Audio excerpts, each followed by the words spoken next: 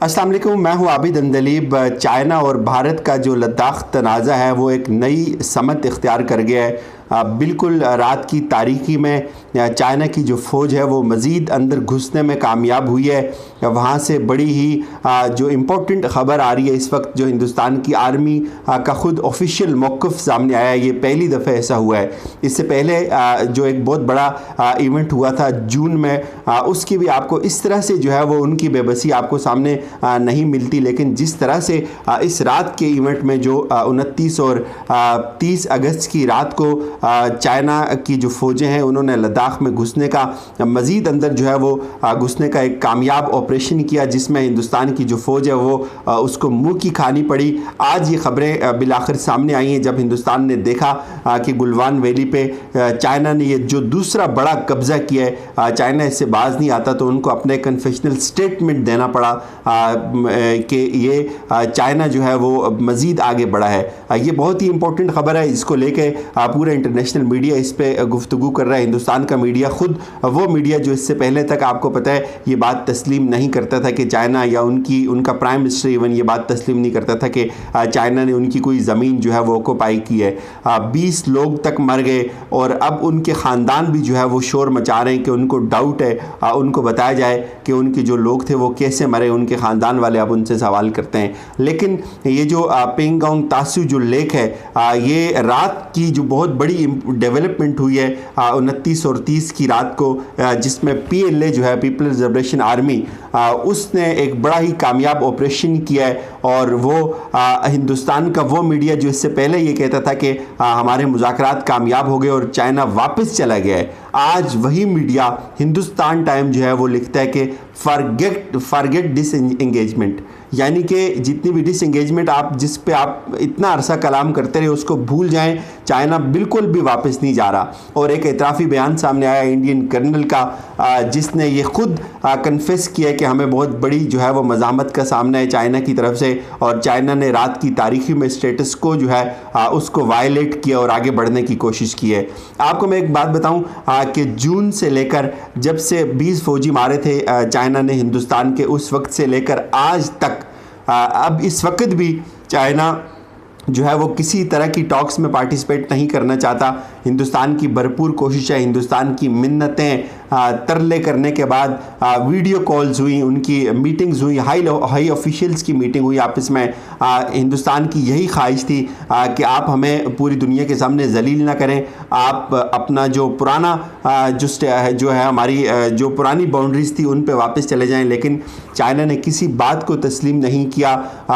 उसके बाद आपको ये भी याद होगा कि एक दिन ऐसा भी आया कि बीच में उन्होंने तकरीबन पूरा दिन, हिंदुस्तान का सारा मीडिया इस पे लगा रहा कि हमारे मुज़ाकरात जो है वो कामयाब हो गए, PLA जो है वो वापस जा रही है, चाइना के साथ हमारे मुज़ाकरात बहुत आगे बढ़ रहे हैं। लेकिन आज वही मीडिया ये कह रहा है कि नहीं, चाइना कहीं भी नहीं जा रहा, चाइना बल्कि जाने के बजाय मज़ीद आगे बढ़ रहा है। पेंगोंग तासू का जो साउदर्न बैंक है जो इस लेक का, उस पे चाइना ने जो है वो रात की तारीखी में तकरीबन ये बताया जा रहा है 29 और 30 की रात को एक बड़ा ही कामयाब ऑपरेशन किया, एक हमला किया है, जिसमें उन्होंने हिंदुस्तान की जो फोर्सेस थी उनको मज़ीद पीछे धकेला है। ये बात सामने आ रही है और हिंदुस्तान जो है वो इसको ये भी क्लेम कर रहा है कि हमने चाइना के कुछ फौजी जो है वो उनको कैप्चर कर लिया, लेकिन इसकी कहीं से भी तस्दीक नहीं हो सकी। लेकिन ये एक बड़ी इंपॉर्टेंट डेवलपमेंट है जो चाइना इससे पहले, हिंदुस्तान का मीडिया इससे पहले ये कहता था कि चाइना ने कोई हमारा एरिया ऑक्यूपाई नहीं किया, आज वो ये कह रहे हैं कि फॉरगेट डिसएंगेजमेंट। चाइना पीछे नहीं जा रहा, चाइना मज़ीद अंदर घुसने में जो है वो कामयाब हो रहा है। उनके जो कर्नल हैं, कर्नल आनिद, उन्होंने इस बात का एतराफ़ किया कि रात की तारीखी में चाइना की बहुत सारी जो फोर्सेस हैं उन्होंने जो है वो मज़ीद जो स्टेटस को है, यानी कि वो इलाका जिसमें हमारे कुछ जो टॉक्स हुई थी और हमने ये तय कर लिया था कि अब यहाँ से आगे मज़ीद नहीं बढ़ेगी चाइना की फ़ौज, लेकिन उस जो प्री कंसेंसस एरिया था जिस पे दोनों जो फ़ौजें थी उनका इत्तेफाक हुआ था कि चाइना यहाँ तक है, यहाँ से आगे नहीं बढ़ेगा। लेकिन चाइना ने रात की तारीखी में वो जो स्टेटस को है उसको वायलेट किया है, चाइना मज़ीद आगे बढ़ा है। यहाँ से आपको चाइना के अज़ाइम का पता चलता है जो हिंदुस्तान के मीडिया के अंदर और हिंदुस्तान की इवन फ़ौज के अंदर इस वक्त जो है वो बड़ी संगीन नोयत की जो है वो तशवीश पाई जाती है कि फिंगर 8 तक आपको पता है चाइना जो है वो पहले भी उस पर पेट्रोलिंग कर सकता था, लेकिन चाइना उससे मज़ीद आगे बढ़ना चाह रहा है और चाइना के जो अज़ाइम हैं वो यहाँ से आपको जो है वो सामने आते हैं। और दूसरी जो इम्पोर्टेंट बात है इसी को लेकर, जब इस वक्त हिंदुस्तान ने देखा कि चाइना किसी तरह से भी टेबल टॉक्स पे जो है वो डायलॉग्स को नहीं मान रहा, वो मीटिंग्स को नहीं मान रहा, वो रिक्वेस्ट को नहीं मान रहा, तो उनके जो आर्मी चीफ हैं, जो बिपिन रावत हैं, उन्होंने एक स्टेटमेंट भी जारी किया था कि हमारे पास जो है वो जंग का भी ऑप्शन मौजूद है। और फिर एक और स्टेटमेंट उनकी तरफ से आपको सामने आया था, उनके जो फॉरेन मिनिस्टर हैं जिन्होंने ये कहा था कि इस वक्त हमें जो है वो तकरीबन 1962 से अब तक जो है वो सबसे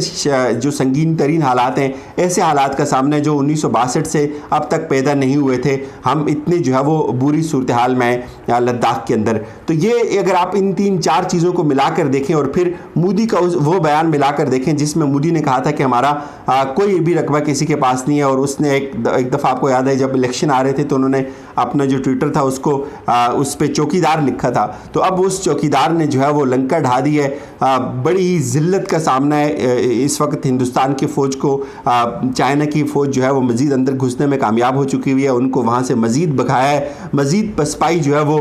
उनको गुलवान वैली में उठानी पड़ी है हिंदुस्तान की फ़ौज को। और फिर ये भी सामने आ रहा है कि इस वक्त जो चाइना की फ़ौज है वो बड़ी ही ज़बरदस्त तैयारी कर रही है। अगर सर्दियों में कोई इस तरह का मार्का सजता है तो उसमें उनकी तैयारी भरपूर होनी चाहिए, जिसके लिए वो बंकर्स बना रहे हैं, जिसके लिए वो लेक का एक बहुत बड़ा एरिया जो है वो उस पर तकरीबन उन्होंने अपना कब्ज़ा कर लिया है। जो होटन एयर बेस है इस लद्दाख के अंदर के करीब जो लगती है चाइना में, उस पर वो अपने जो है वो फ़ौजी साजो सामान पहुंचा रहे हैं, अपनी जो सड़कें हैं उनको कुशादा कर रहे हैं, फिर फाइबर ऑप्टिक्स तक बिछाई जा रही है उस एरिया में, जिस एरिया में इस वक्त जो है वो हिंदुस्तान की फ़ौज जो है वो बड़ी मुश्किल से गुजारा कर रही है। चाइना इतना फैसिलिटेट कर रहा है अपने इंड से उस तमाम अपनी फ़ौज को कि वो फाइबर ऑप्टिक्स तक बिछा रहा है। और हिंदुस्तान को मैं कहता हूँ इस वक्त इससे बड़ा झटका नहीं है कोई हो सकता कि इतना वीक। एक तरफ आप देखें तकरीबन 80,000 पर डे जो है वो कोविड केसेस वहाँ रिपोर्ट हो रहे हैं, और उनकी जो जीडीपी है वो माइनस में जा रही है, लेकिन उनका जो मीडिया है उसको शर्म नहीं आती जो कल तकरीबन 30-40 लोगों को ज़ख्मी किया, जो जिस तरह से उनको छलनी किया गया उनके जिस्मों को। और आज उनका मीडिया ये कहता है जी कि अगर आप कानून को तोड़ेंगे तो यही आप पे जो है वो इस तरह की जो है वो फायरिंग हो सकती है। ये सूरत हाल है इस वक्त चाइना की, हिंदुस्तान की चाइना के साथ। और फिर मोदी ने जब इन सारी चीज़ों को देखा तो एक हाई लेवल की जो है वो मीटिंग बुलाई गई है इस वक्त, जिसको मोदी खुद चेयर कर रहे हैं, जिसमें उनके डिफेंस के रेलिवेंट लोग हैं, उनके सिक्योरिटी ऑफिशियल्स हैं। और ये भी बताया जा रहा है कि मोदी ने और हिंदुस्तान की फ़ौज ने अब इस बात को ज़रूर कंसीडर किया है कि बेशक उनको अगर अपनी नाक ही क्यों ना कटवानी पड़े, वो ज़रूर कोई ना कोई इस तरह का ऑपरेशन करेंगे ताकि वो पब्लिक जो सेंटिमेंट है जो उनके ख़िलाफ़ जा रहा है बदस्तूर, जून से लेकर अब तक पहले 20 लोग उनके मर गए, फिर उसके बाद उनका एरिया चला गया, और रात को फिर ये जो